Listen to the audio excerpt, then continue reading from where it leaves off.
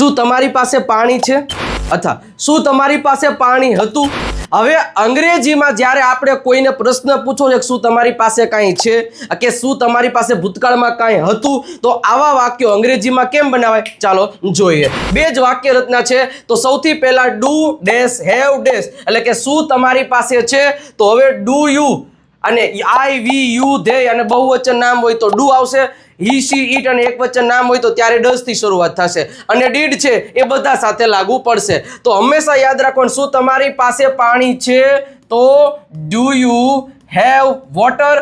શું તમારી પાસે પાણી હતું તો ડીડ થી શરૂઆત કરવાનું, ડીડ યુ હેવ વોટર. શું તેની પાસે બોટલ છે તો સેન્ટેન્સ ની શરૂઆત ડઝ થી થાય, ડઝ શી હેવ બોટલ. શું તેની પાસે બોટલ હતી તો did she have a bottle. Question mark બધે મૂકવાતા જવાનો છે.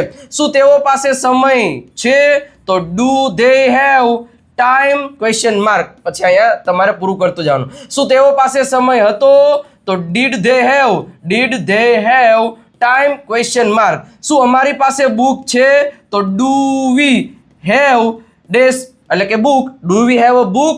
ઓકે, શું તમારી પાસે અમારી પાસે બુક હતી તો સેન્ટેન્સની શરૂઆત ડીડ થી થશે, did we have book question mark. અને હવે તમને એક મારે આવો સરસ મજાનો પ્રશ્ન પૂછો જેનો આન્સર તમારે કમેન્ટ સેક્શનમાં આપવાનો છે કે શું તેની પાસે BMW છે.